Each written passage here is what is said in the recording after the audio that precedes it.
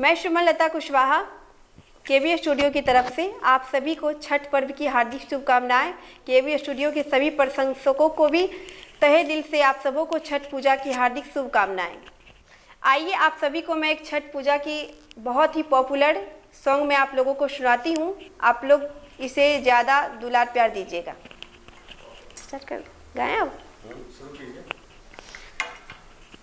काचा ही बांस के बहंगिया बहंगी लचकात जाए, बहंगी लचकात जाए। होई ना वाला माजी कहरिया बहंगी घाटे पहुँचाए, बहंगी घाटे पहुँचाए। काचा ही बांस के बहंगिया बहंगी लचकाते जाए, बहंगी लचकाते जाए। बाटे जे पूछेला बटोहिया बहंगी के करा के जाए, बहंगी के करा के जाए। तुझे आनार होवे रे बटोहिया बहंगी छठी माई के जाए, बहंगी छठी माई के जाए, बहंगी छठी माई के जाए।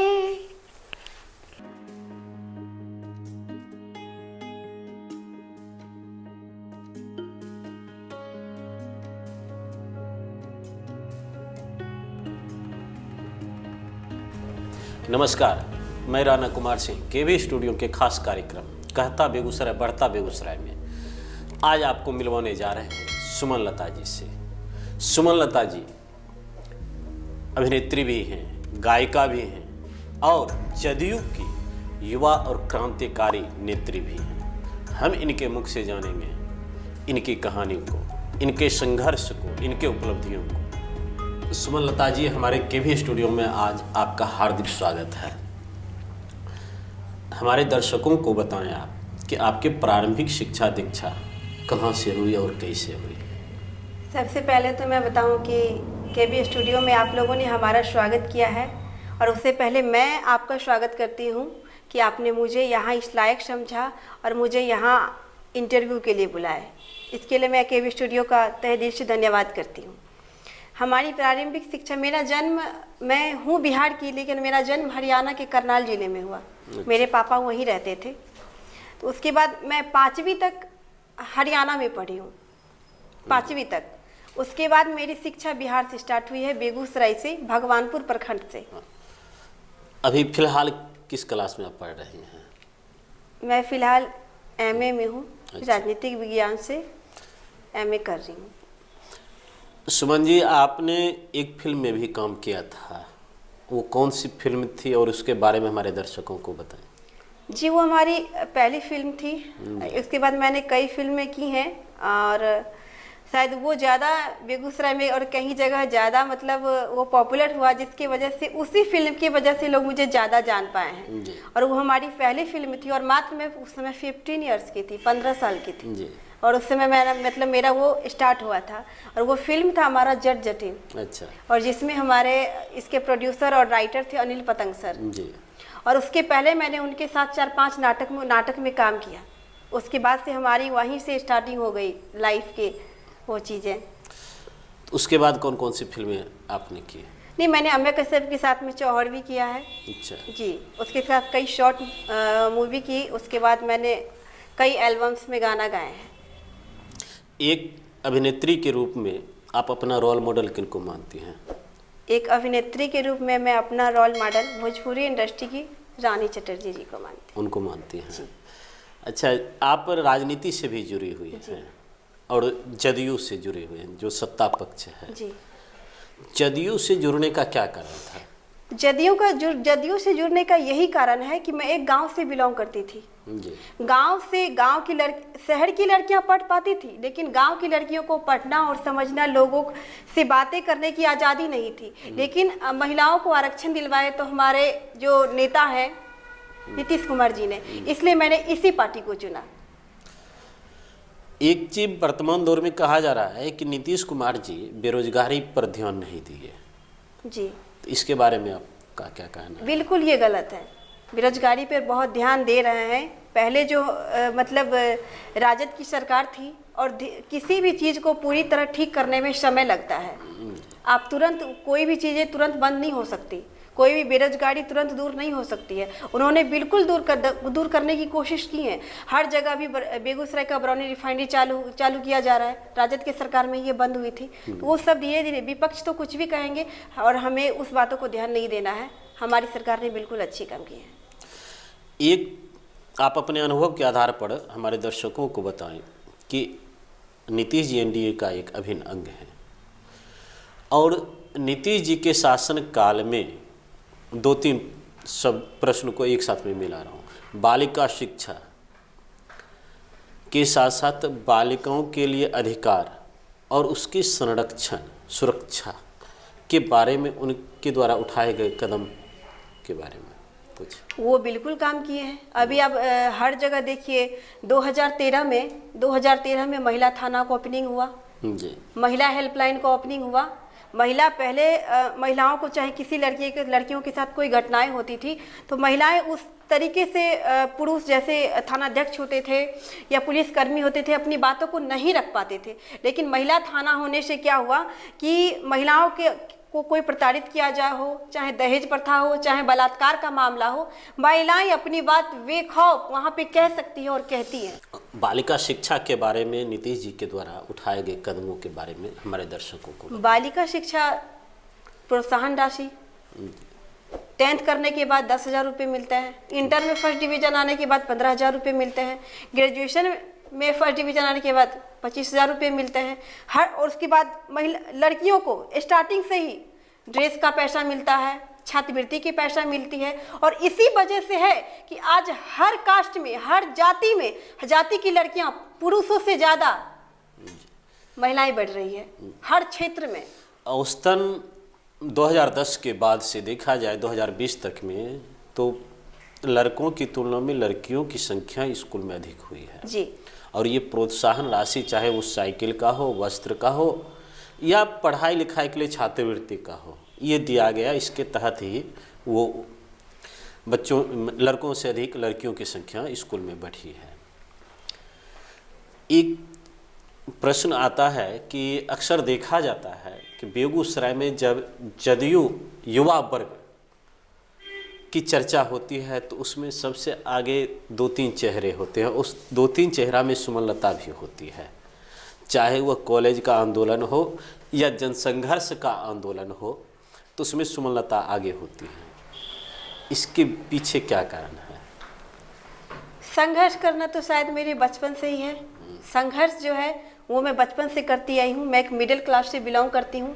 मेरे पापा एक छोटे मोटे किसान हैं जी, और वो आप देख ही चुके हैं। मेरे घर आके आपको पता चल चुका होगा कि मेरी मतलब पारिवारिक स्थिति क्या है और मैं किस दौर से गुजर रही हूँ। लेकिन फिर भी मुझे छात्रों के लिए आगे आना, छात्राओं के लिए आगे आना, महिलाओं के लिए आगे आना और आंदोलनों में आगे बढ़ना, इसमें मुझे काफ़ी दिलचस्पी है। और मैं चाहती हूँ कि मेरे साथ साथ बेगूसराय तमाम बिहार की वो लड़कियाँ आगे बढ़ सके जो हमारे तरह एक नॉर्मल फैमिली से बिलोंग करती है और उसकी सोच काफ़ी, चाहे राजनीतिक क्षेत्र में हो, चाहे फिल्मों के क्षेत्र में हो, चाहे गायकी के क्षेत्र में है, चाहे किसी भी जॉब के क्षेत्र में है, वो बिल्कुल आगे बढ़ सकती है और मैं उनका बिल्कुल हेल्प करूंगी और मैं अपने साथ उनको जोड़ के रखूंगी। चलिए, आपने बहुत सुंदर प्रेरणाप्रद शब्दों को रखा।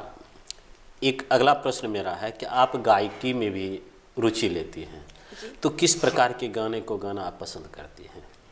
मैं हर प्रकार के, चाहे वो भक्ति गाना हो, चाहे आजकल जो फूहड़ गाने आते हैं, वो मैं गाना नहीं पसंद करती। अच्छा।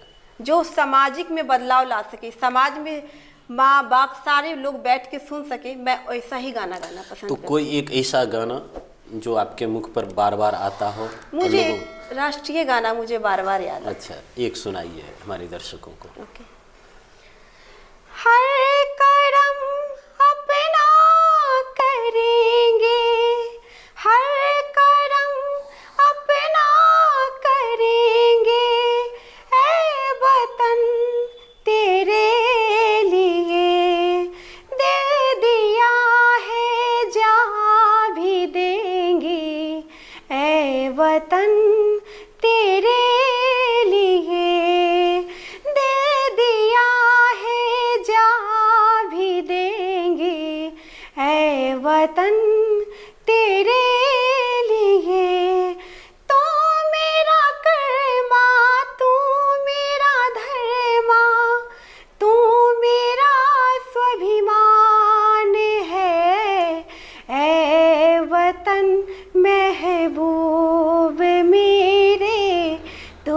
पे दिल कुर्बान है।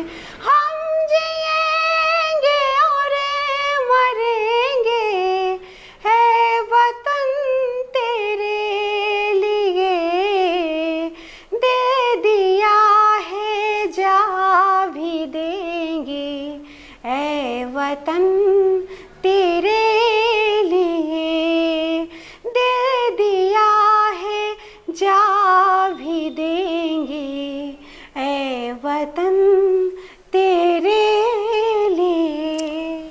बहुत सुंदर लगा।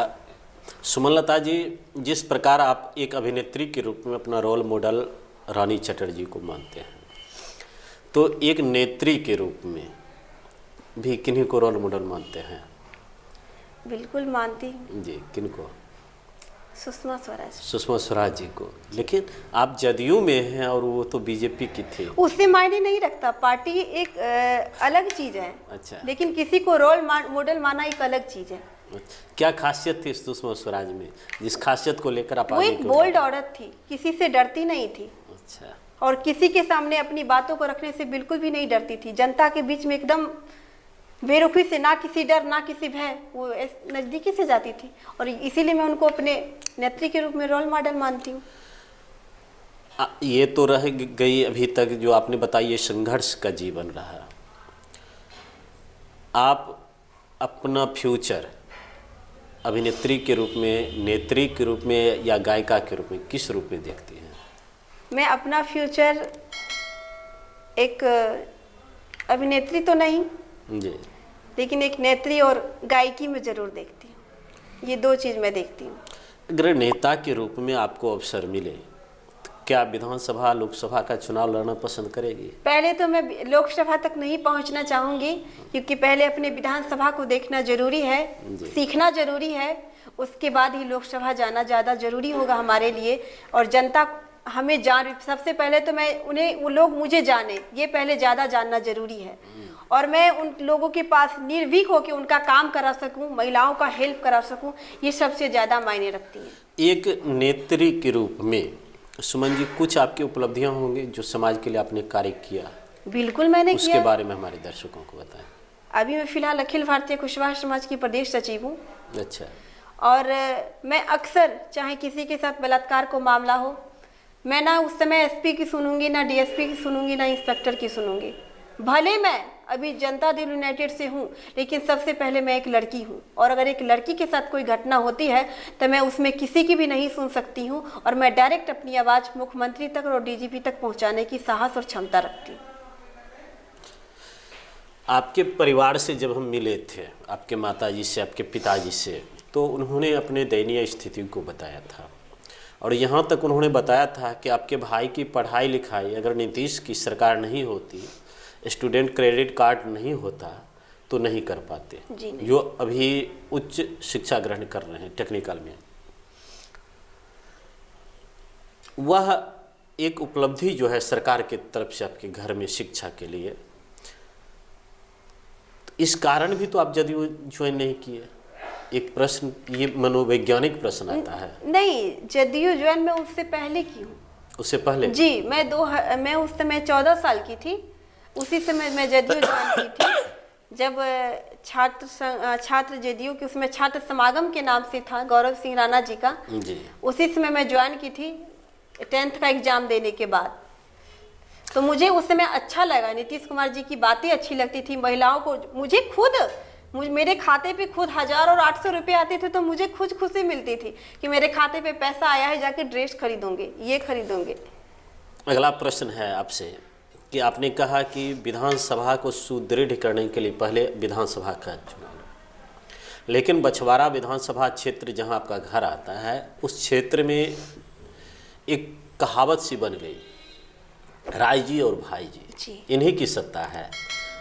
राय जी और भाई जी के इर्द गिर्द वो सत्ता घूमती रही। राय जी तो अब नहीं है, लेकिन उनके उत्तराधिकारी आ गए हैं। ऐसी स्थिति में सुमनलता वहाँ किस प्रकार अपने आप को देखेगी? मैं नंबर 1 तो न राय जी न भाई जी, वहाँ अब किसी का चलने वाला है नहीं। क्योंकि अब जनता काफ़ी समझदार हो चुकी है। और अब आपने खुद वहाँ गए थे तो आप देखे होंगे कि अब रोड में गड्ढा है कि गड्ढे में रोड है, ये खुद नहीं पता चलता। तो इसलिए वहाँ की जनता अब जागृत हो चुकी है और वो ये चाहती है कि बछवाड़ा विधानसभा में विकास कैसा हो। आप हर विधानसभा की 6 विधानसभा की स्थिति देखिए और 7वें विधानसभा बछवाड़ा की स्थिति देखिए, आपको लगेगा कि ये शायद 20-25 साल 30 साल पहले वाला बछवाड़ा विधानसभा है। और हम लोग यही चाहते हैं कि वहाँ से हमारी एनडीए की जो भी हमारे उम्मीदवार हैं सुरेंद्र मेहता जी जीते और वहाँ की स्थिति बेटर हो और बहुत ज़्यादा बेटर हो। आपके क्षेत्र में जब मैं भ्रमण में गया था पब्लिक ओपिनियन के लिए, तो मैंने इस तरह की कई समस्याओं को नेता लोगों के बीच रखा था और मैं एक स्लोगन दिया था कि बेगूसराय का सबसे अति पिछड़ा क्षेत्र बछवाड़ा जी।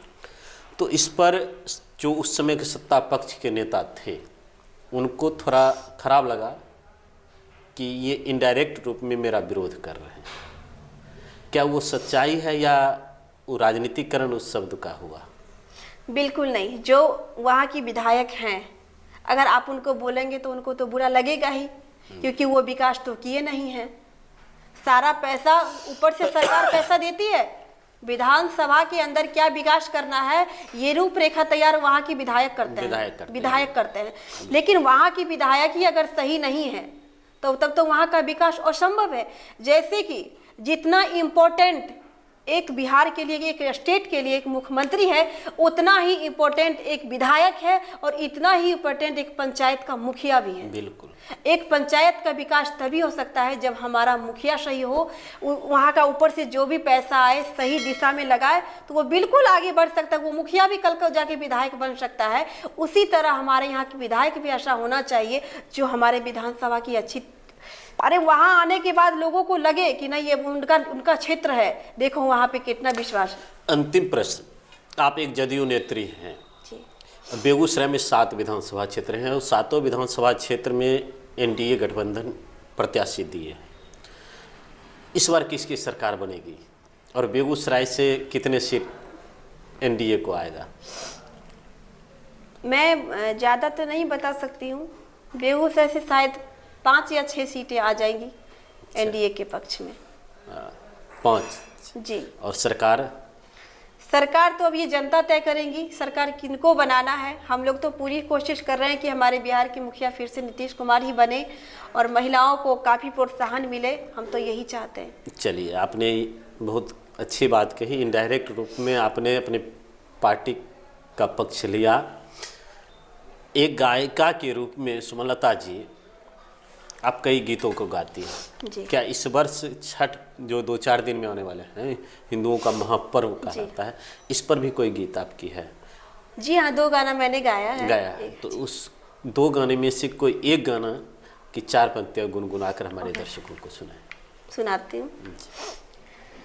जल्दी से पहनली सैया धोती पियरिया, जल्दी से पहनली सैया धोती पियरिया, अरग के बेर भइल होत बाई जोड़िया, दौरा उठाई चली छठी माई घाट, छठी मैया छठी मैया, छठी मैया के देहब हमेरा जोरे जोरे सूप नारियल, माई के दया से बाटे गोदी में ललना, बड़ा निक लागेला घर द्वार अंगना, माई के दया से बाटे गोदी में ललना, बड़ा निक लागेला घर द्वार अंगना, जल्दी से चाली सैया भोर ला किरनिया, जल्दी से चाली सैया भोर ला किरनिया, अरग के बेर भइल होता बिहनिया, दौरा उठाई चले छठी माई घाट, छठी मैया छठी मैया, छठी मैया के देहब हमेरा जोरे जोरे सूप नारियल, जोरे जोरे सूप नारियल। बहुत सुंदर आपने गुनगुनाया। Thank you. सुमलता जी, हमारा जो ये केवी स्टूडियो में है, जिसके संस्थापक डॉक्टर रोशन कुमार सर हैं, जो हर क्षेत्र के लोगों को यहाँ बुलाकर एक मंच देते हैं कि वो अपने संघर्ष की कहानी को, अपने उपलब्धि को, या जो लोग थक हार चुके हैं अपने क्षेत्र में उनको प्रोत्साहित करने के लिए जो लोग अपनी बातों को रखते हैं। तो इस प्रयास के बारे में आप क्या कहना चाहेंगे? सबसे पहले तो मैं डॉक्टर रोशन सर को धन्यवाद देती हूँ कि वो इस स्टूडियो को ऑर्गेनाइज किए हैं। और एक छोटे से छोटे कलाकार, वो चाहे छोटे मंच का हो या पर्दे का हो, चाहे वो छोटा राजनीतिज्ञ हो, चाहे वो बड़े विधायक हो या एमएलसी हो, चाहे सांसद हो, वो हर इंसान को यहाँ पे मौका देते हैं। यही सबसे बड़ी उपलब्धि है। और एक दिन हमारी ये दुआ है भगवान से, छठ माँ से, कि आपका केबी स्टूडियो आज पूरे बिहार में नहीं पूरे भारत में इसका बहुत बड़ा नाम होगा। सुमनलता जी, आपने अपना बहुमूल्य समय हमारे केबी स्टूडियो को दिया, इसके लिए हम अपने तरफ से, केबी स्टूडियो की तरफ से और खासकर डॉक्टर रोशन कुमार सर की तरफ से आपका हार्दिक आभार व्यक्त करते हैं। धन्यवाद। हमारे YouTube channel stars of Begusarai को सब्सक्राइब करें, लाइक करें, शेयर करें और इसे ढेर सारा प्यार दें। धन्यवाद। डॉक्टर रोशन कुमार के फेसबुक पेज को भी लाइक करें और इसे फॉलो करें।